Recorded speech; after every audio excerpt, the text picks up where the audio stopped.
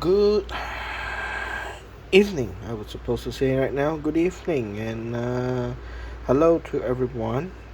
This is my another session of recording of my archive, number 7, if I'm not mistaken. Number 7, continuing from the last week.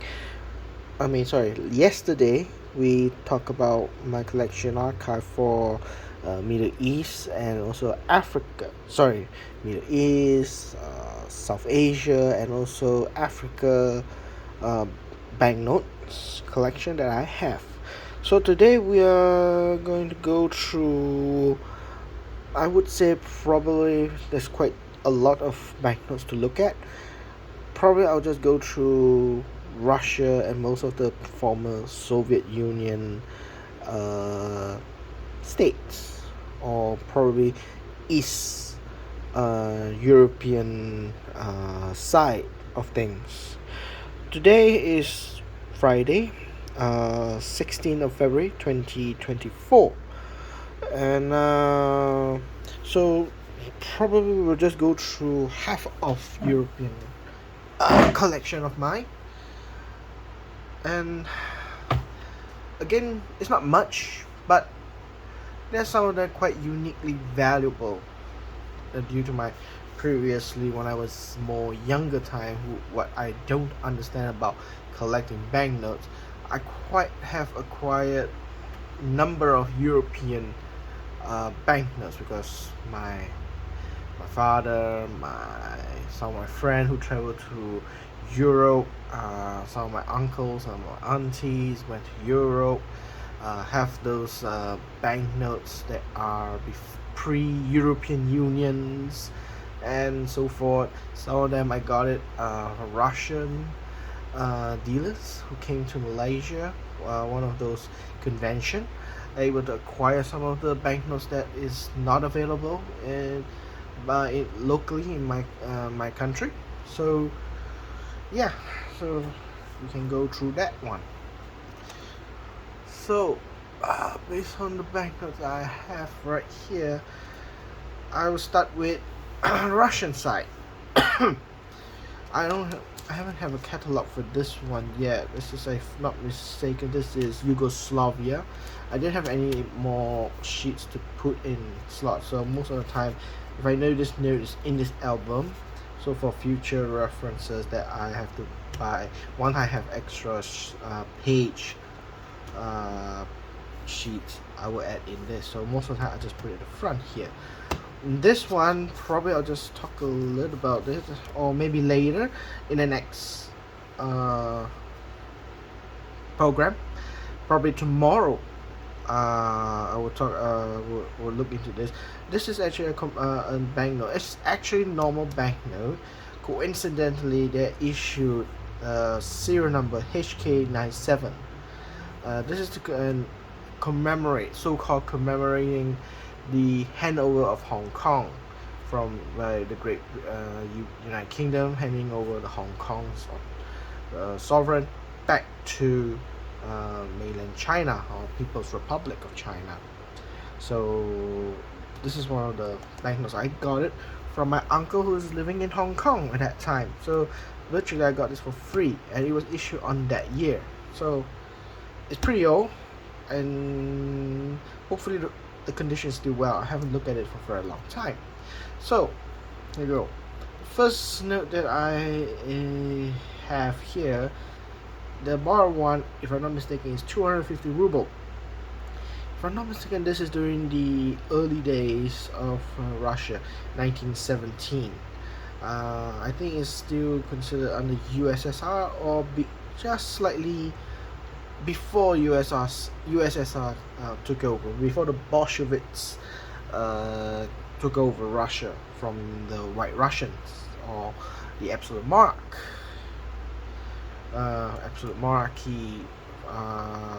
the Russian Empire. But the above one here is the 10 ruble. This one is 1947, just still during the second, just slightly after the First World War.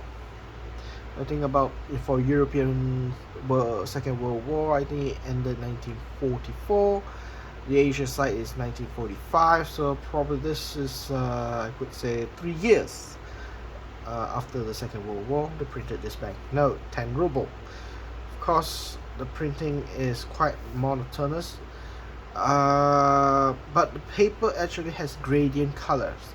The center is blue. There's a slight pinkish or reddish.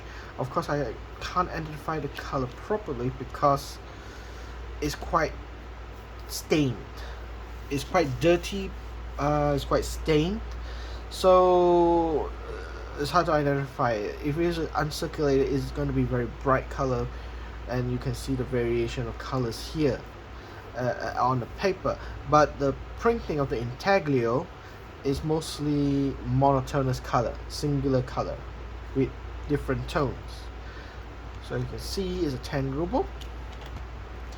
At the back is where all the information of the emblem of the USSR, and then the serial number is right here, 10 rubles.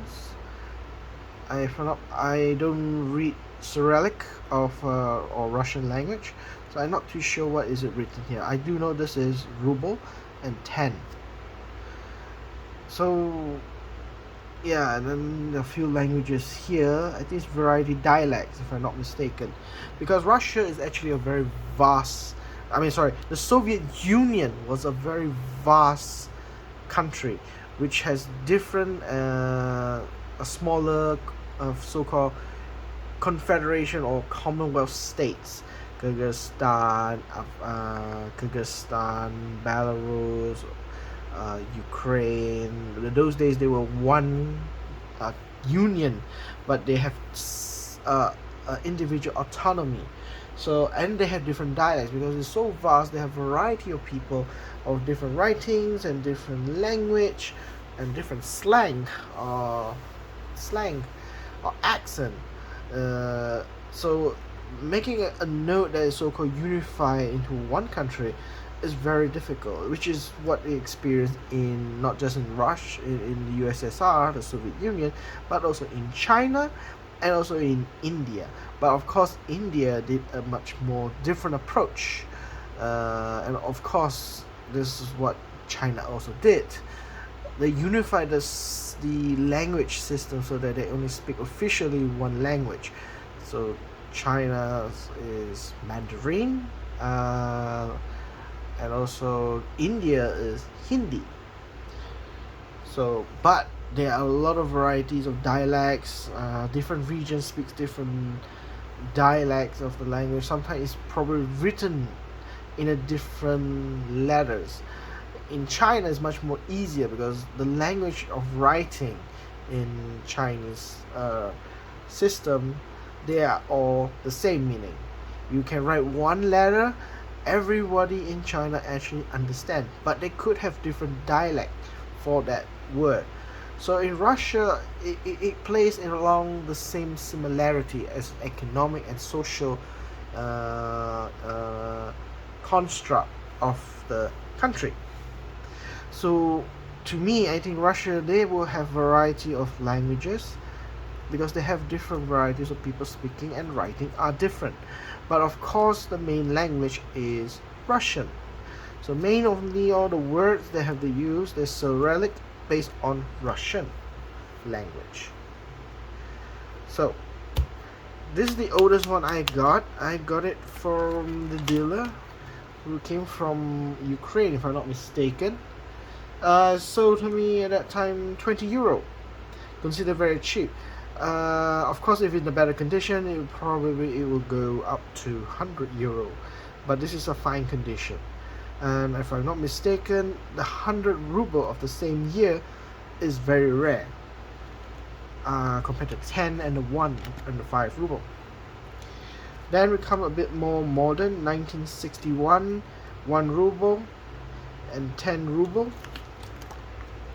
Most of the banknotes that I have collected from the Soviet Union and Russia Federation is that most of the banknotes are denominations are at the level of ruble. Now, what is smaller than ruble is kopeck. There are certain banknotes use kopeck. But after the Second World War, Russian tend to use the Soviet Union. So I keep saying Russian, of course. Is at that time the Soviet Union make they mint coins for kopeck rather than banknotes. So most of the banknotes you'll find, like 50 or 10 kopecks and so forth, they are much more older. They are before the Second World War currency. Then they will use kopeck in a printed format. Whereas after the Second World War, most of the denomination for kopeck is in coin form. It's similar as like the dollar and the cent. 100 cent is equivalent to $1. 100 kopeck is equivalent to 1 ruble. So after the Second World War, kopecks coin and rubles are banknotes. There's some fun facts, I would say, in collecting the banknotes. In my country, I don't find many people excuse me, I don't find many people collect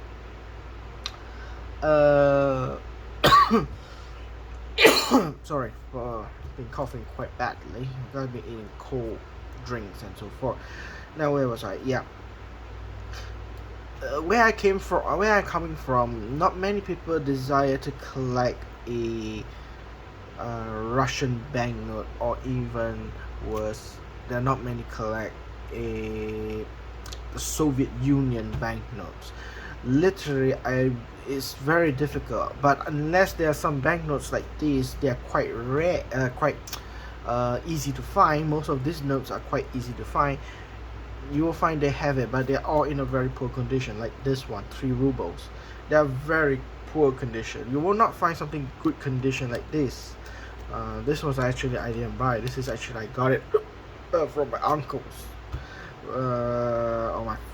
from my father, from my parents who went there. Probably, I don't recall, but I remember I didn't get them from a dealer because at that time there are no dealers near my proximity that sells Soviet Union. Being a communist country, there's a slight controversial in that point. But of course now is no longer Soviet Union, does not exist anymore, it's been dissolved, it's now Russian Federation.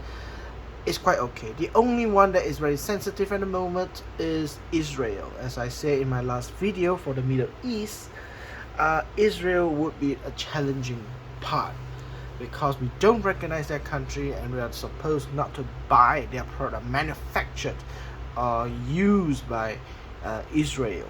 So that is a very difficult banknote to collect, but it is a risk. I prefer to buy, so for Israeli banknotes, I prefer to buy from my country rather than I take the responsibility importing it, let someone else deal with it. If they pass that one, probably I'll just buy it from them. And that's how I'm going to approach and collecting Israeli banknotes at the moment. So these are 1 kopeck, 1 ruble, if I remember, 10 ruble, 3 ruble, 25 ruble. Yep, 25 ruble. Then we come, and that's all I have for those like 1960s.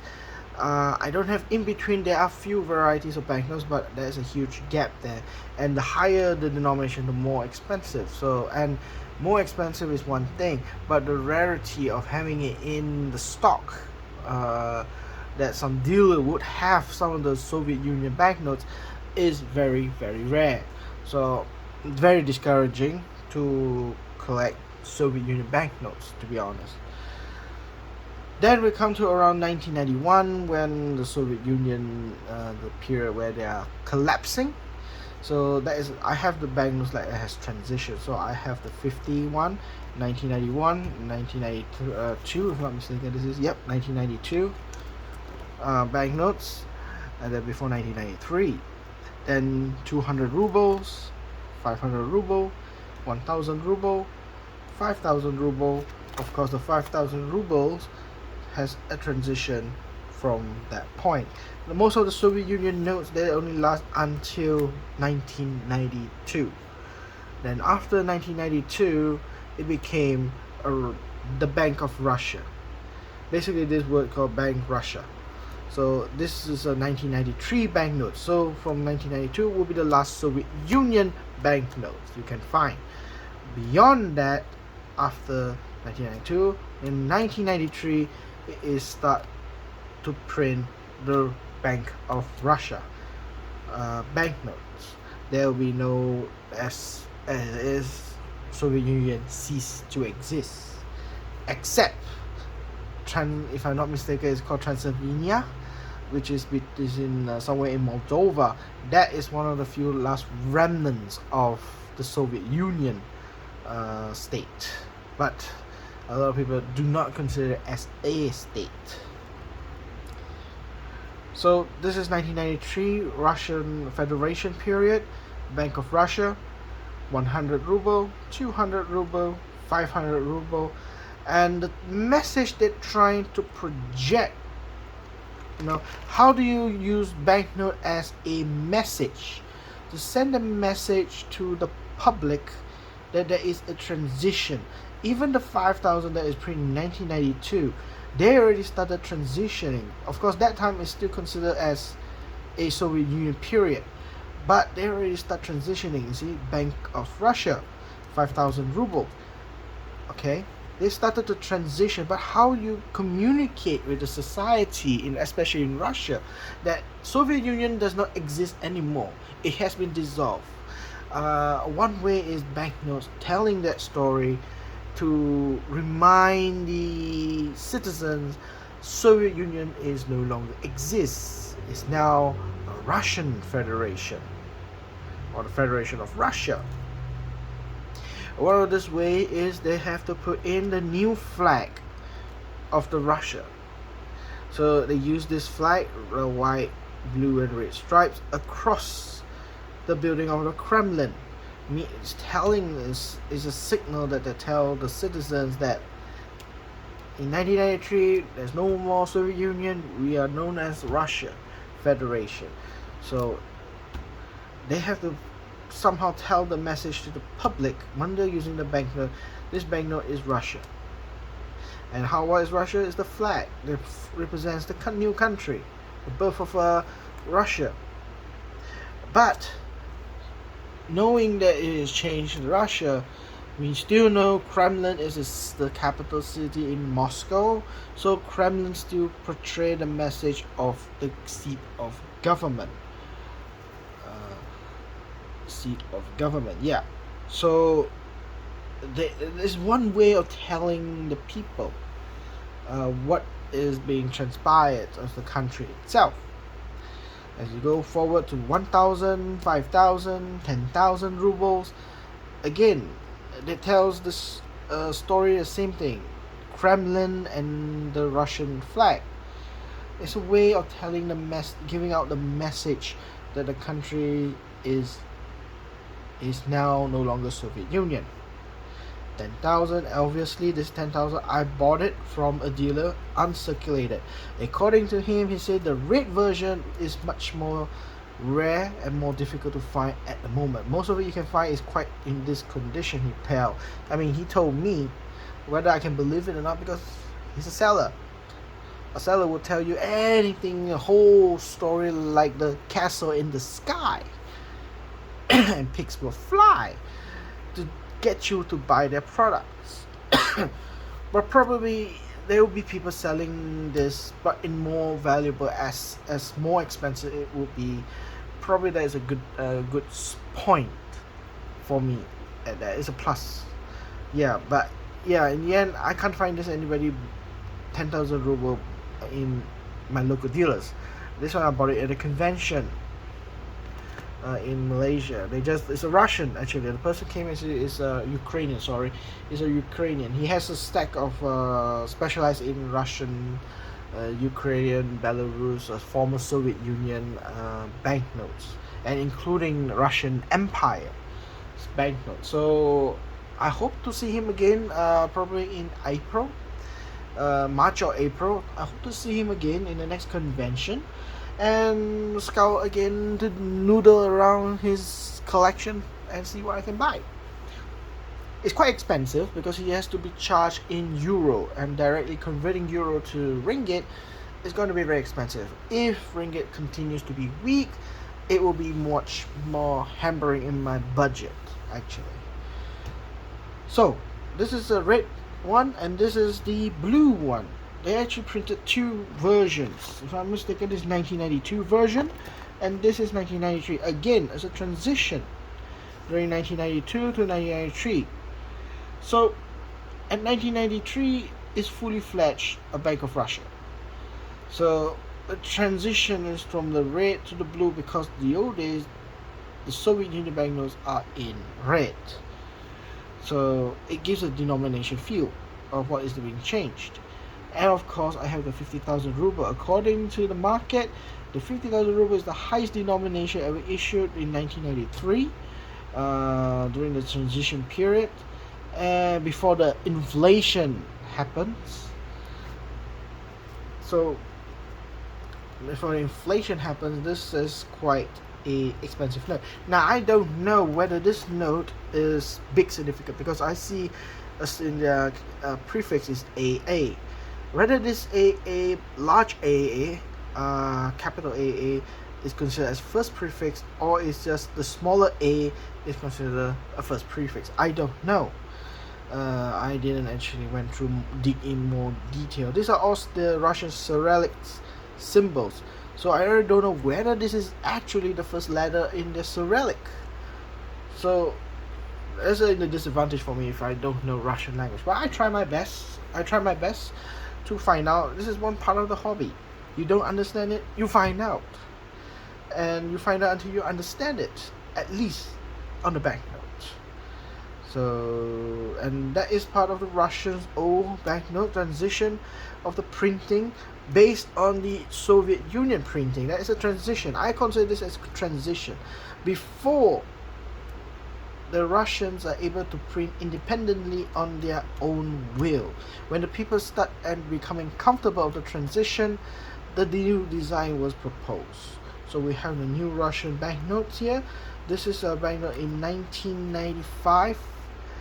Banknote 1995.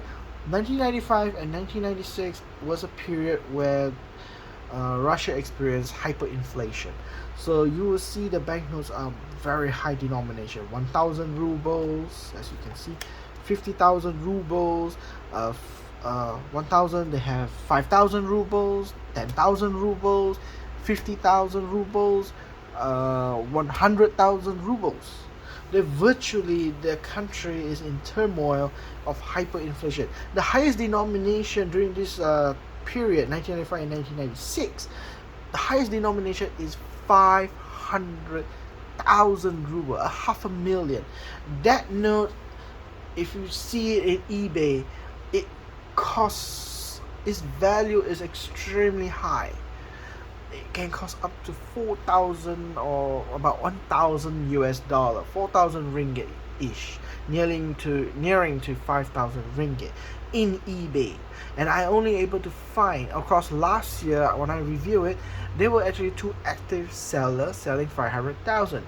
Today or last week, I see there only one seller remaining, but his price is ridiculously high, selling around 5,000 ringgit or about 1,100 US dollar. It's extremely highly sought after. It's very rare, obviously, and it's very difficult to get. But nevertheless, in a couple of weeks, I actually bought in the auction house. I managed to bid and won a few of the 1995 and 1996 banknotes. I've acquired the 5,000, which is a similar design as this one, before they revalue their currency. 5,000. I have the 10,000, and also extra 1,000 and 50,000. And I think I have the 100,000 too. The only one that is difficult to get, again, is the 500,000 ruble. Why is it sought after? Because the print of those hyperinflated notes denomination is very small quantity, and in the short span of time of these 2 years, the number out there is even smaller, making this kind of notes of 1,000 and 550,000, all this hyperinflation within these 2 years, 1995 to 1996, extremely rare, and they are quite expensive. Even this one, I got it for very fine. It's 25 euros. It's, to me, is very expensive, especially for a hyperinflation note. Normally, hyperinflated notes, they print a lot and they are very cheap. But what is the advantage is they're printed in a small quantity, enough to supply for the 2 years before they planned the transition like this in 1997. If I'm not mistaken, is it correct? Yeah, in 1997 they revalued their currency. They revised their currency system. So short time period, minimum print, due to they have serial number. So these banknotes are controlled, valued. They are not hyperinflation, just simply print. And the quantity is little because they are only print within the 2 years. So making it even more rarer as itself.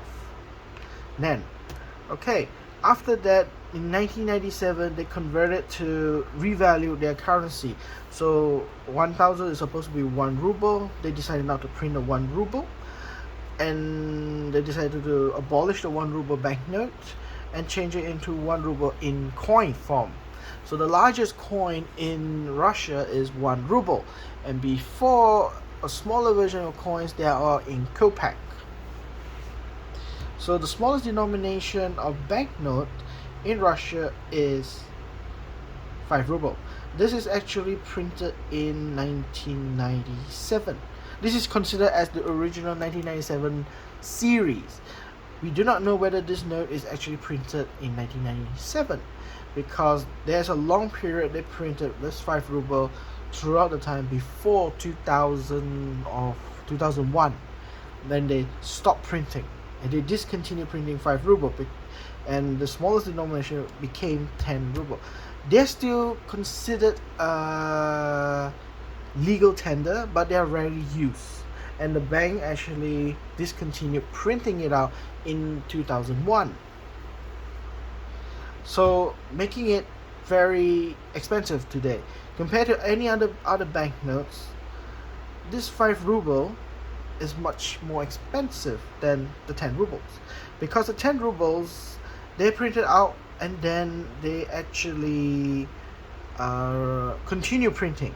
But what they did is, how do we identify the 10 ruble that is printed in the series of 1997 to 2001 compared to the 2002 onwards?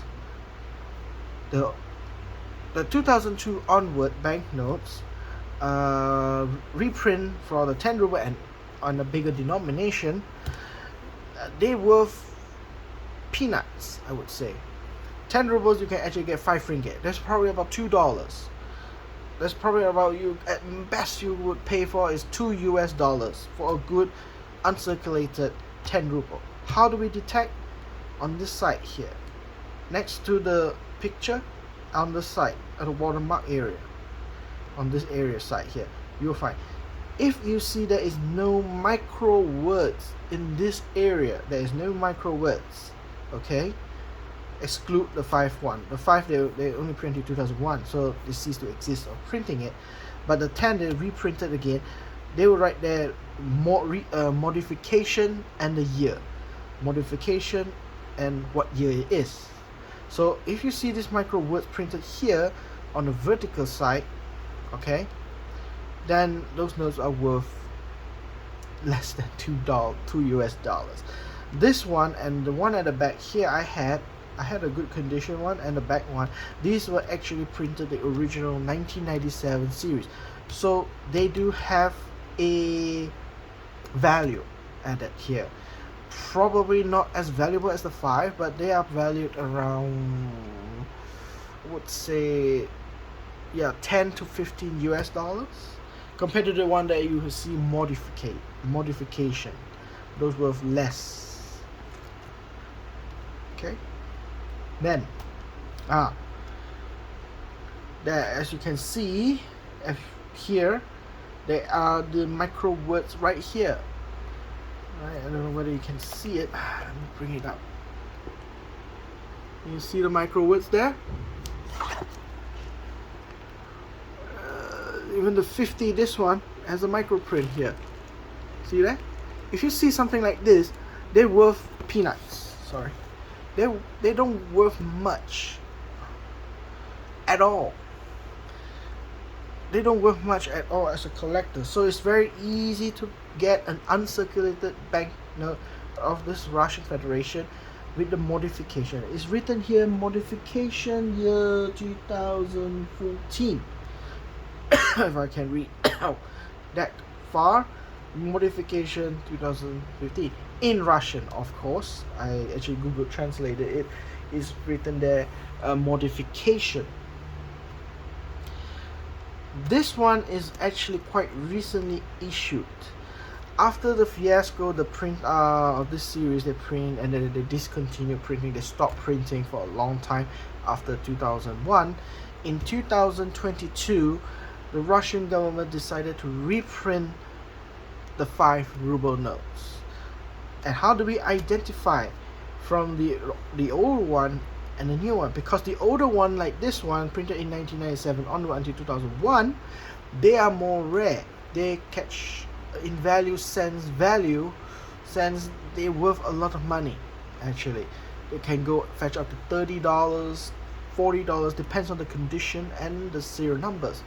The only way to catch that this is considered as mass production, they're worth only less than $1, to be honest, each, uncirculated. And a lot of people, mostly they buy in bundles, 100 pieces, to keep it as safekeeping.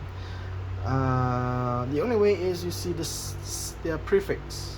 If you see something, a symbol, a Cyrillic, look like a number 4 at the front, look like a number 4, then these notes are the reprint in year 2022 onward until now.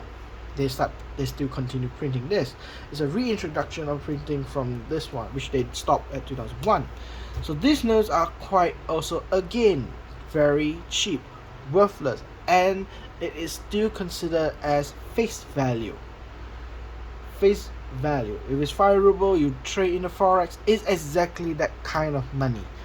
It should be that way because you can get it anywhere. You can get it in the forex exchange counter, you can get it from the bank exchange counter, you can go to the Russia and then buy any products, you can exchange at their bank for this money. But definitely you won't get this one, because this one is seized long time ago. This one, yes. So they are quite common, and I managed to get 2 of these for the price of one. I bought one, got one free, and I got that one with the serial number 444, 444, and 445, just a running number. And this is a 10 rubles. Again, it has a word here on the side. This is a modification, year 2002 or 2014.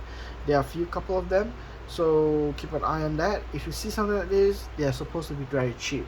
If you see the one like this one without the words on here, on the side here, they're worth a lot of money. So mostly when I noodle a Russian stack from the dealer, I actually look at this, whether they have this or not. If they don't have it, I'll get it. If they have this, move along, I skip. So because I got this way too many already, so I don't need it in my collection. Mostly I need minimum 2. One for my own collection, personal collection. The other one is investment. If it's worth a lot of money, I'll keep it at one side, and then later probably I'll just sell it to get more money to buy new other banknotes or do some investment. Yeah. So this is 10 ruble, 50 ruble, modified. This is after 2001, but the print, they still keep the year because this design was designed in 1997. So the only way they identify, yes, as I said, the side here, the word, they won't change the year. This is the problem that many people don't understand. They thought this is printed in 1997. It is the same price as this. No. Or vice versa, they bought this very cheap and they're selling it very cheap. Regardless, they just still say the statement is printed in 1997. No, it is not. To go in more detail, if you don't have these micro prints here, then they are originally printed in 1997 to 2001. If they're micro print, they will tell you that year that printed or redesign it, mostly the security feature or the plate design change, a remake of it, and they print and they will indicate that banknote is printed in what modification or series of what year. This 1997 did not change, and that's what of the biggest commotion and confusion by many people who try to figure out of the Russian banknotes why this is valuable than that one, but they look the same. They look the same. The difference is always it will be the micro print on the side. It will tell you the whole lot. So this is the 50 on the back, this is the 10 on the back. Now speaking about design, the Russian banknote design, especially the modern one like this one, I actually quite like the 5 ruble. It's very beautiful. I quite like the 5. I kind of dislike the 10 ruble. It's too simplistic, probably because the color tones were not so great. The green one, the light green and dark green design like this is very brilliant. I would say this is very nice compared to the 10 ruble. 50 rubles, pretty much okay. Not much of design thought, I would say. It's quite simple geometrical use. They don't use enough complex geometrical shapes or organic shapes to make the notes more beautiful, I would say, in that way. Or in a practical sense, it's more counterfeit proof. Yeah, in a way it's not counterfeit proof. It's quite easy to counterfeit in such a design. But anyway, it's 50 rubles. Why will you complain? It's not much. Some people say 50 rubles in Russia is not much. Those that go in 100 probably has money. Okay, so 100 rubles is much more nicer. I still dislike the 10. Even the back, I think the green 5 ruble, it looks even nicer than seeing a big dam. Probably is the selection of the color, because brown and blue don't really mix well. Where else the 5, they use the green monotonously, light green, dark green. It actually fits in very well. This one, you have a contrast of the color of the water and the earthy color of brownish. It makes it dull. It doesn't really stands out. Compared to 50, I still believe the 50 is quite nice. The choosing of the so-called these architectural buildings in Moscow probably is still alright.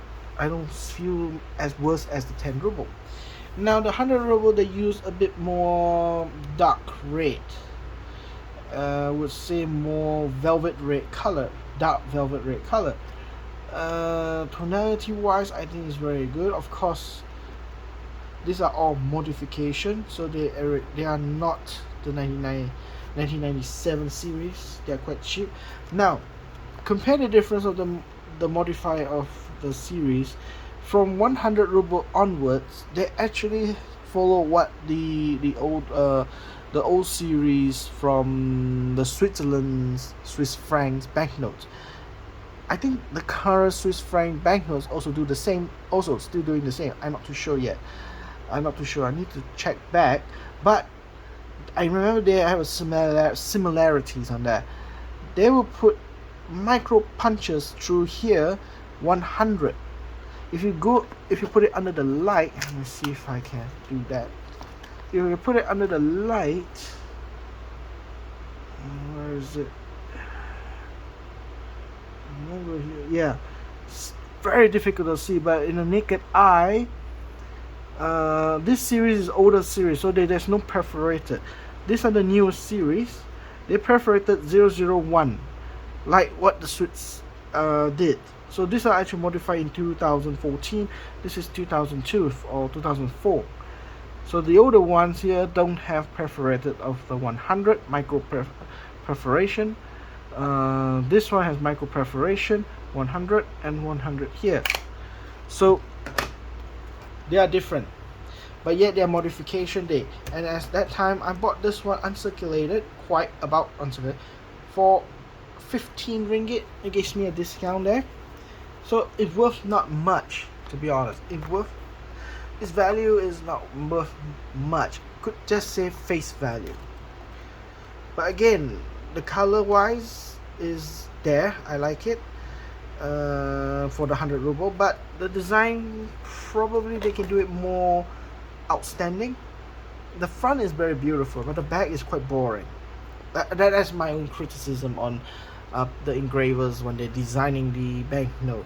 The front looks great, but the back looks very plain. It's not ugly, it's not bad, but it's just quite dull and plain. Then you come out a higher ruble, 500 rubles. The highest denomination, if I'm not mistaken, was 5,000 rubles. So the higher the denomination, the more expensive it is. Even this I already got, is still I got it for 18 ringgit, so it gave me also a discount on there, slightly 16 ringgit I had to pay. Again, this is written here, modification date here, but the seller thing is 1997. Why? Because it's printed here, 1997. Actually, it's not. The actual series of this one print is here. If I'm not mistaken, it's written, let me read it out, is 2019. This is modification in the year 2019. So it's still considered as a face value. It's still considered as a face value market. I think you can see it, right? Yeah. So, still considered as face value market. Then, when we enter the year 2020, recently, before this what we call it, before the Ukrainian war, so for Russia did try reintroduce a new design banknotes for Russia Federation. I got this too as a first prefix. Now, what is so interesting about the newer one, the new 100 and the new 200? I didn't get the 2000. They just recently issued out the new 2000 ruble banknote. I didn't get that. It's supposed to be in blue color. I didn't get that one. I couldn't find it here comfortably to purchase. But anyway, I can wait. I am not so focused on the Russian collection at the moment, so most of it I just stopped collecting Russian and focus on the other countries that I am now focusing on, which are United States of America, Japan, and China. When I say China, is the mainland China, not Taiwan, not Hong Kong, not the occupation by the Japanese forces banknotes, the puppet government, and Macau.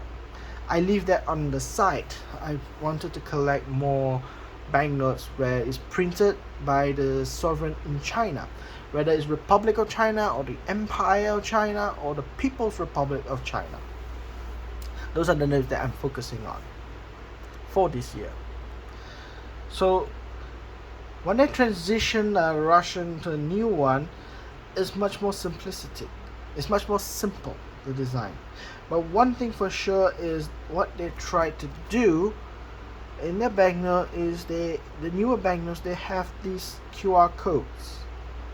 These QR codes will actually open a web page to tell about the banknote itself.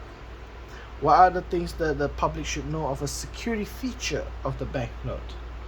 Now, these are all very, to me, if I want to counterfeit this banknote, it's way too easy. This does not tell you this note is genuine or counterfeit. QR code doesn't work that way. I can make a photocopy of this, and then I use my phone, and that thing, it will say, is what? Is genuine. No. The QR code is to open up a web page to tell you what to see, what to tell that this note is genuine through their web page. And of course, like the Swiss, like the Swiss franc, there's one series that if you put your phone and scan it through their app, the Swiss banknote app, they'll come up 3D images and so forth. The Russian also do that. It's the same thing.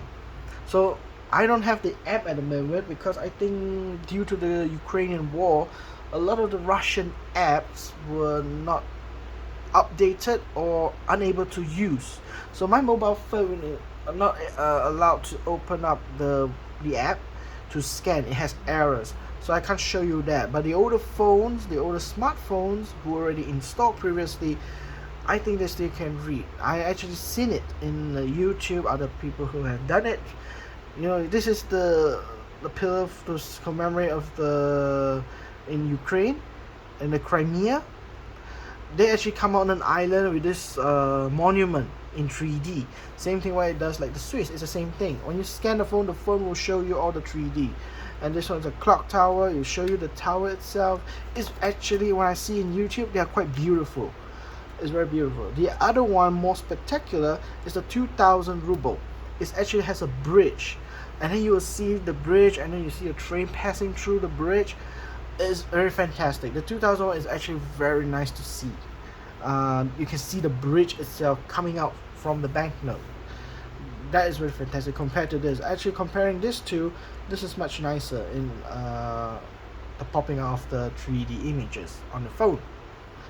So that's all I have for Russia Federation's common banknotes on circulation.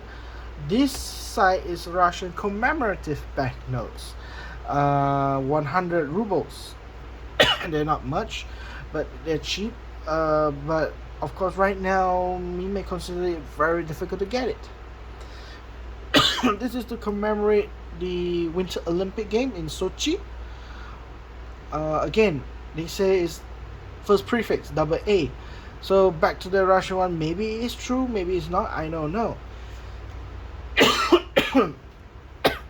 Somebody need to tell me about it. Maybe I could understand. And the commemorative one, mostly they print in a very portrait side rather than landscape position. So it's actually easy to identify the commemorative banknote and the normal circulating banknote, the mainstream banknotes. So these are commemorative banknotes. This is for Sochi, commemorating the Sochi Winter Olympic Game. This is to commemorate the World Cup in Russia in 2018. This is to celebrate the annexation, I would say, the annexation of Crimea from Ukraine to Russia. So even that they produced the banknote. Again, it's quite controversial at the moment, but I understand what's the position in Russia, why Crimea is very important, because for Russia, Crimea is a military or naval operating base for Russia to enter the Mediterranean Sea. It's one of the only way they can enter from the Black Sea to the Mediterranean. So it's an important port for Russia. For Russian, there are three major areas they are considered as important. The north side of Russia, that has to go through the Scandinavian countries to access the Atlantic Ocean. One of it is the Crimea port, the naval base there, is to access the Mediterranean Sea. The other one is in the Far East with Vladivostok, that have access to the Pacific Ocean. So the Russians take it very serious in the naval position.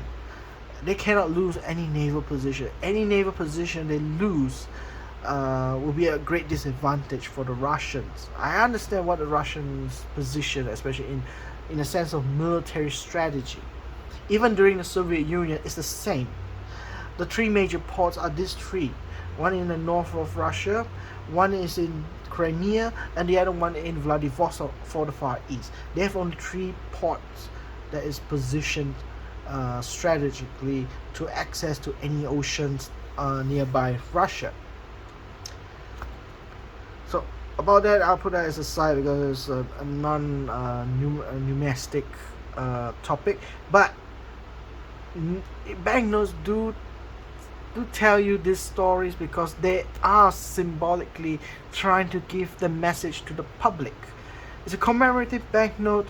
Is to tell that we have finally got back the Crimea into Russian hands.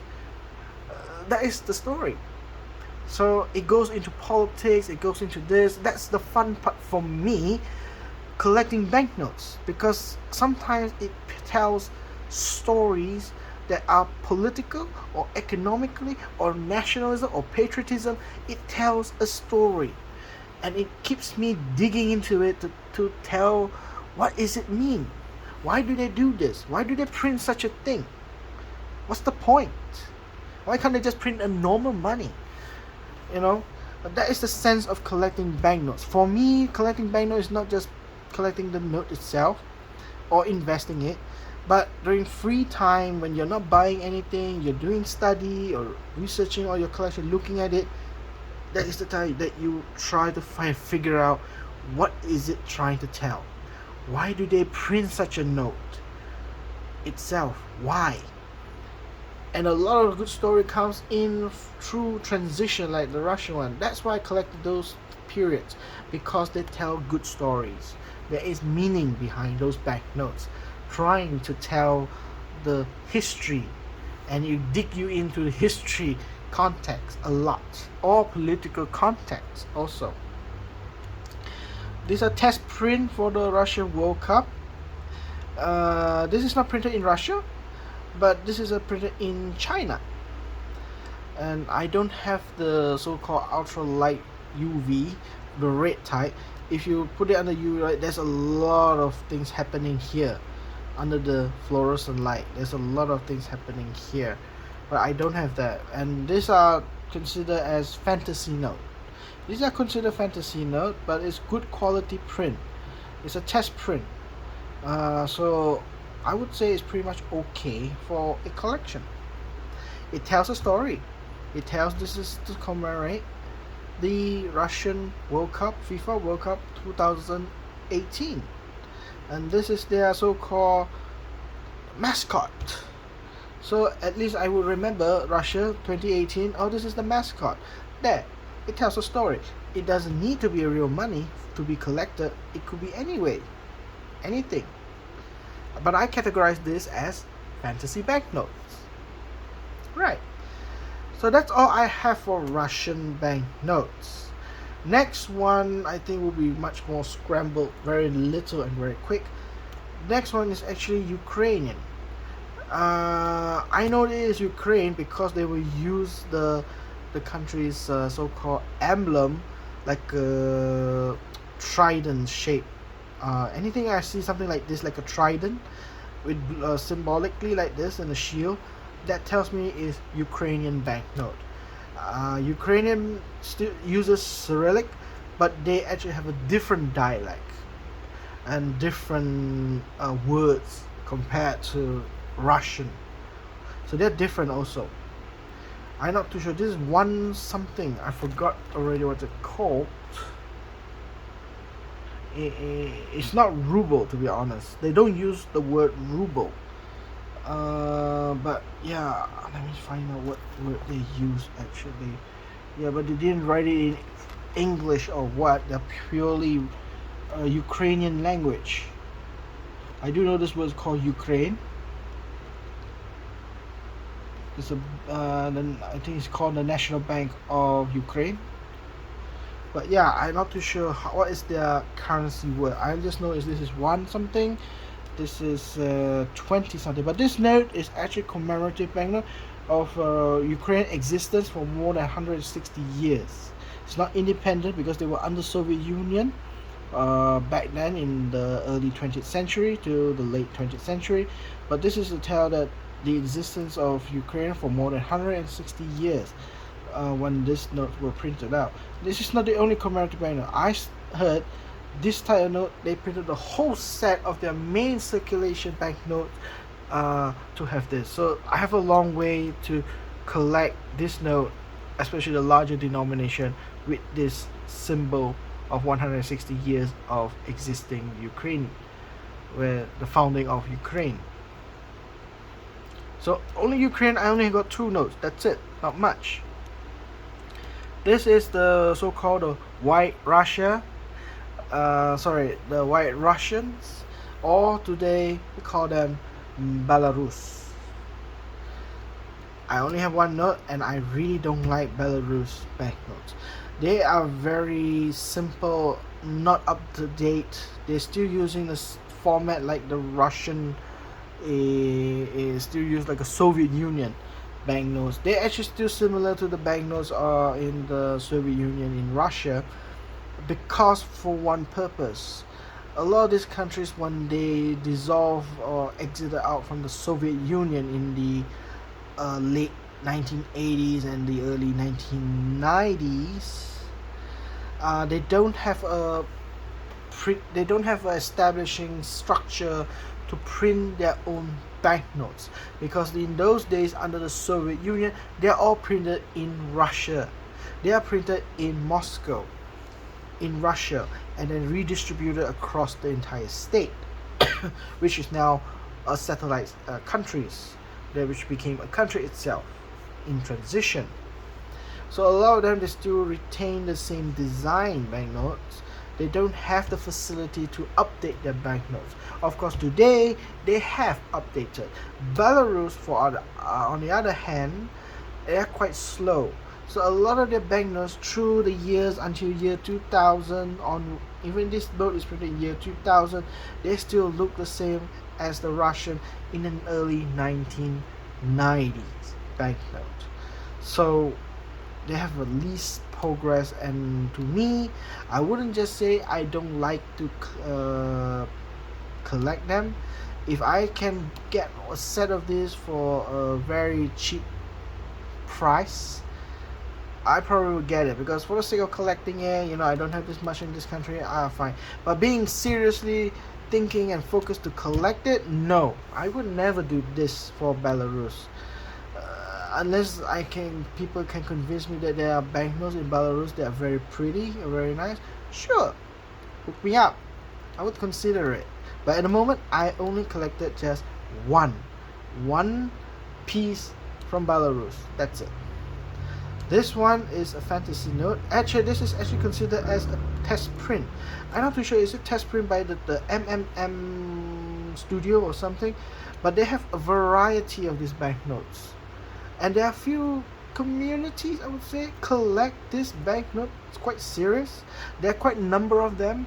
I do know the official Russian banknotes were printed by Gosnak, their official printing and engravers. But MMM is another thing. I think it's the alternative proposal of a printing company, an engraving company, to try to promote themselves to be contract to print the country's banknotes. Same like we can say like Thomas de la Rouge, Gebeck in Germany, and so forth. They try to get contracts from other countries to print their banknotes and design the banknotes for them. It's a business. Making banknotes is actually a business. Of course, majority of the countries, they will try to print their own banknotes, which is the right way, the right thing to do. But of course, there are some companies contracted to print other countries' banknotes.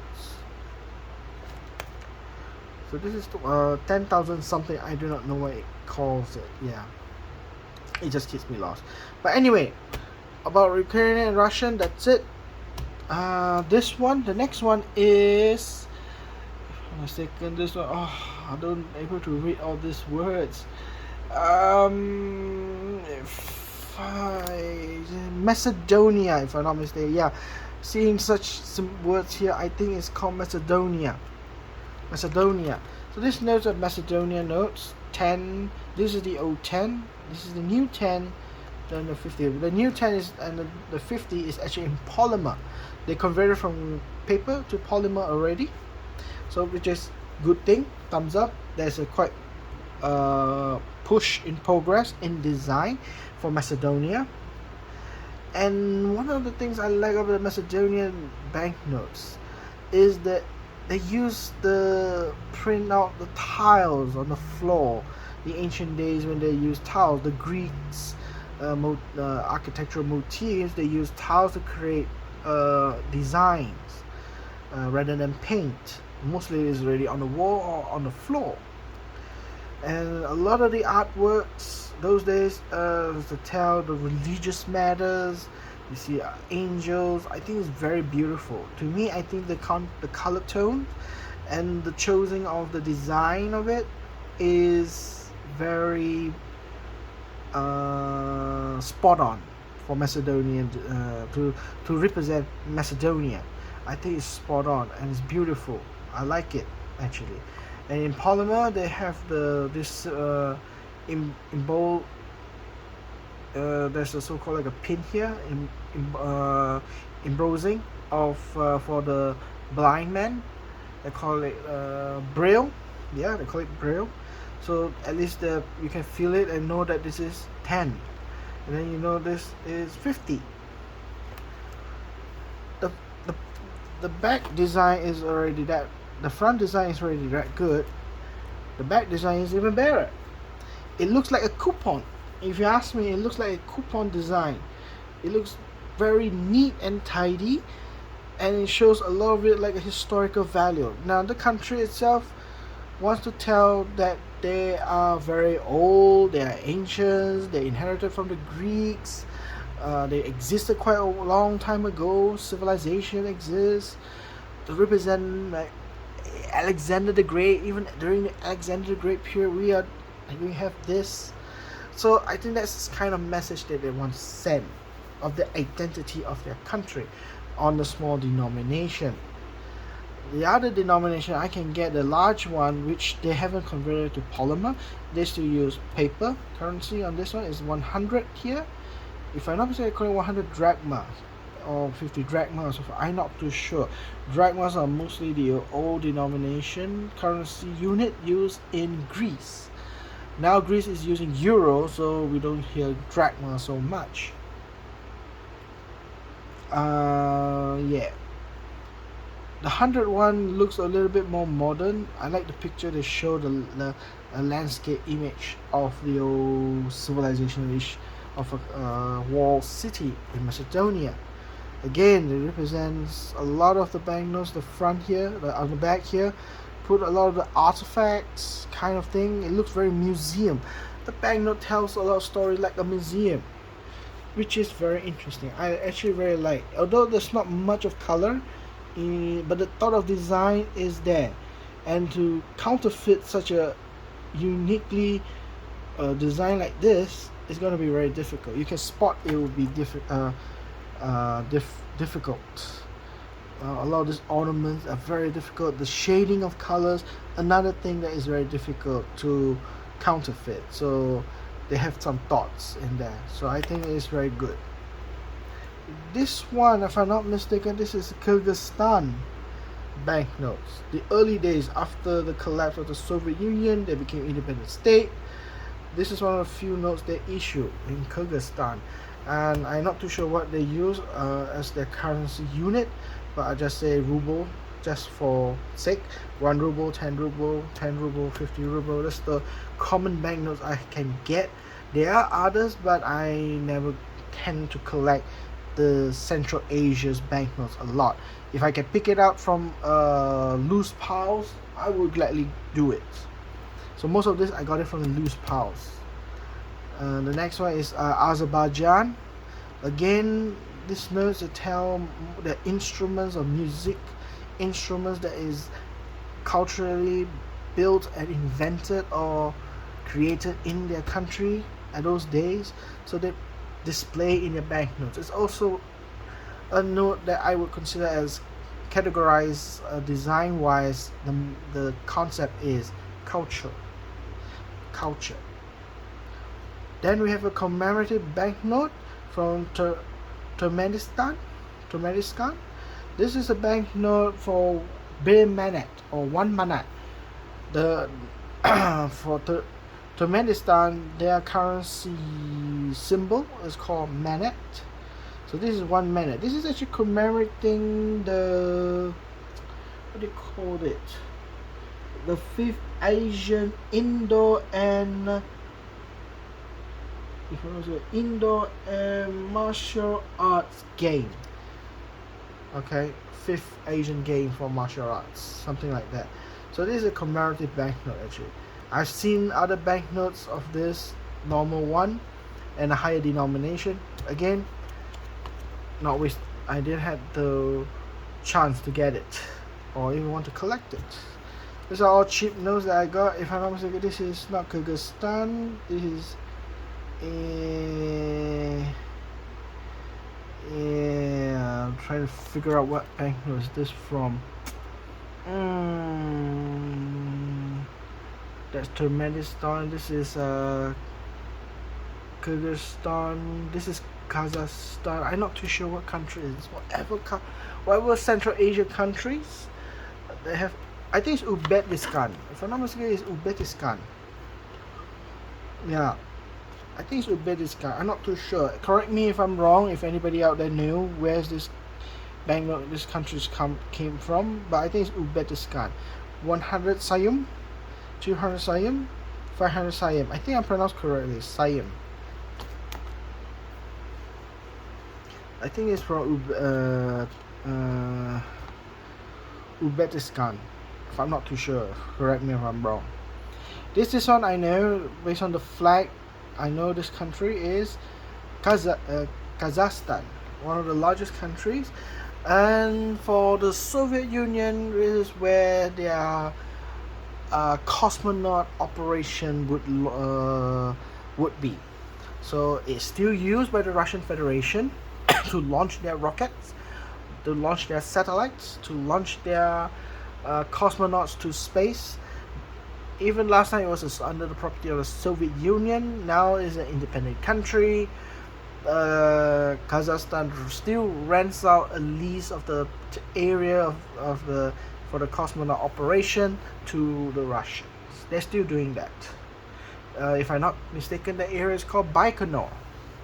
The land that they're renting out to the Russian government. I think it's called Baikonur. Yeah. So this was very interesting. I actually intended to collect Kazakhstan banknotes, but again it started to slow down for me. Now it's very easy to know it's Kazakhstan because the background here, they have the country size, the shape of their country, and they have their country's flag, national flag. So it tells a lot of story to identify their country. Instead, the country is modernity, peace, culture. It's all in here. The landscape of their country, the beautiful of the nature of the country. That's how they want. Next is this one. The last one is, can't remember this. If anyone knows this flag of this country, I think it's not Turkmenistan. I can't recall what country. Sorry, I actually didn't know what country is this actually. But yeah, somewhere in Central Asia, former Soviet Union. I think it's Turkmenistan, if I'm not mistaken. But the other one is Turkmenistan or Uzbekistan. I can't really recall at the moment. I think this is Turkmenistan. This is the older version of Turkmenistan, if I'm not mistaken. Turkmenistan, this one. I just need to find whether they have similarities or something. Yeah, I can't find any similarities here. But here is written here Turkmenistan, Azerbaijan. Yeah, I couldn't recall what country is this. I don't read Cyrillic, so I'm not too sure. But anyway, I have 1, I have 5, I have 10, I have 20, and 50 and 100. I bought this actually in one set for about 10 ringgit, so it's not much. And there you have it. I think I will stop at this point for my collection. Probably tomorrow I will continue the west side of Europe, a much more interesting part. We'll talk about some of my few collection. Accidentally I got this notes for euro. I didn't collect any single euro, but this is when I collected when I was very young, when euro just established. So I thought of getting these notes for fun as a investment, knowing that it will grow. At that time it was very cheap. I think I got this note at that time for €1 equivalent to 250, nearly lower than the US dollar. Now it has gone higher to 3 and 4, and now it's 5, competing almost the same level as the British pound. So to me, if I got this note and I want to resell it, I'm actually getting more money. But of course it's quite ridiculous, because this euro, they are printed in the year 2002, one of the very first series print of the euros.